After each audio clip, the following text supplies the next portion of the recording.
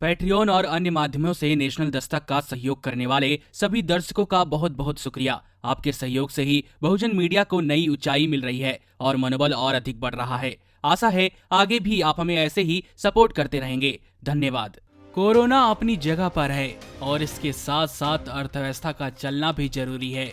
यह जरूरी है कि जिन लोगों के पास रोजगार है वह कम से कम पहले की तरह अपने रोजगार पर वापस लौट सकें, और जिन लोगों के रोजगार जा चुके हैं सरकार को इन लोगों के विषय में सोचने की जरूरत है। अनलॉक 2 में लगभग सब कुछ पहले की तरह चालू हो चुका है। लोग अपने काम धंधों पर लौट रहे हैं।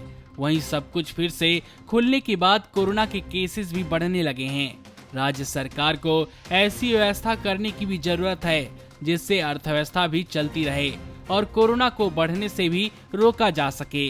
वहीं इस मामले में समाजवादी पार्टी के नेता व उत्तर प्रदेश के पूर्व मुख्यमंत्री अखिलेश यादव ने राज्य की योगी सरकार को एक सलाह दी है। इसके साथ ही उन्होंने प्रदेश में मौजूदा संकट में लोगों को होने वाली परेशानियों का भी जिक्र किया। सपा नेता ने कर्मचारियों की सुरक्षा को देखते हुए सरकार को सलाह दी है। उन्होंने कहा कि संक्रमण के लगातार बढ़ते मामलों के मद्देनजर सरकार को अधिकारियों और कर्मचारियों की सुरक्षा के लिए सप्ताह में 4 दिन ही उन्हें कार्यालय में बुलाना चाहिए। रविवार को अखिलेश यादव ने कहा कि कोरोना के हल्के लक्षण के मरीजों को घर पर ही क्वारंटीन होने की अनुमति देनी चाहिए, जिससे अस्पतालों में गंभीर मरीजों के लिए बेड कम न पड़े और इलाज में भी दिक्कत न हो। पूर्व मुख्यमंत्री ने कहा कि जॉर्ज मेडिकल यूनिवर्सिटी में भी मरीजों को व्यर्थ घंटों इंतजार कराने और इलाज में लापरवाही की शिकायतें आम हैं। उन्होंने एक घटना का जिक्र करते हुए कहा कि सीतापुर के अयोध्या में एक व्यक्ति के जिसके पैर में फ्रैक्चर था, पर कोरोना जांच के नाम पर उसका घंटों इलाज नहीं हुआ। उन्होंने कहा कि कोरोना संकट के कारण अन्य मरीजों का इलाज नहीं हो पा रहा है। स्वास्थ्य विभाग को इस संबंध में मरीजों के लिए सुविधाजनक व्यवस्थाएं करनी चाहिए। गंभीर मरीजों के प्रति भी सरकार की संवेदना होनी चाहिए। अखिलेश यादव ने कहा कि अस्पतालों में कोरोना के नाम पर इन दिनों गंभीर मरीजों को भी काफी परेशान किया जाता है।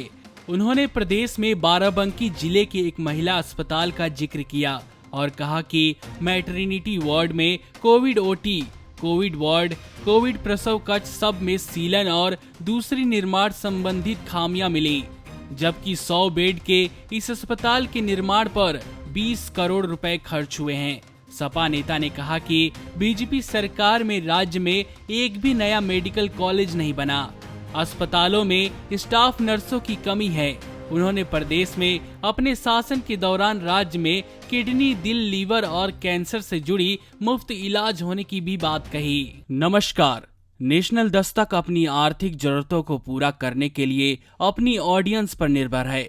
बहुजन समाज से संबंधित मुद्दों को उठाने के कारण यूट्यूब की तरफ से नेशनल दस्तक की कई वीडियो पर एड्स नहीं दी जाती, जिसके कारण हमें आर्थिक समस्याओं का सामना करना पड़ रहा है।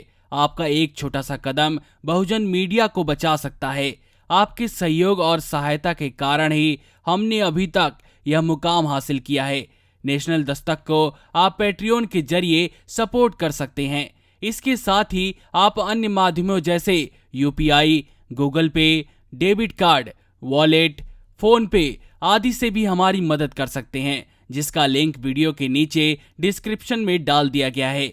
पैट्रियन पर आप हमें प्रतिमाह $2 यानी 140 रुपए प्रतिमाह से हमारे साथ जुड़ सकते हैं। दूसरे माध्यमों में राशि की कोई सीमा नहीं है।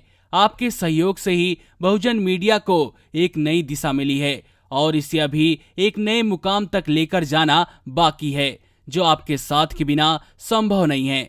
आपसे डायरेक्ट फंडिंग से हम आपके अधीन हो जाएंगे और एक स्वतंत्र मीडिया के तौर पर समाज की आवाज को बुलंद कर पाएंगे। धन्यवाद। नेशनल दस्तक को देखने वालों से अपील है कि वह नेशनल दस्तक के सपोर्टर फॉर्म को भरें ताकि हम सीधे आपसे जुड़ सके। नेशनल दस्तक की आपसे गुजारिश है कि अगर इसको बचाना चाहते हैं तो नेशनल दस्तक को सब्सक्राइब करने के लिए रेड कलर के सब्सक्राइब बटन को दबाएं, फिर बेल आइकन की घंटी दबाएं। नेशनल दस्तक को बचाने के लिए बहुत जरूरी है कि हर खबर को शेयर करें, लाइक करें, कमेंट जरूर करें।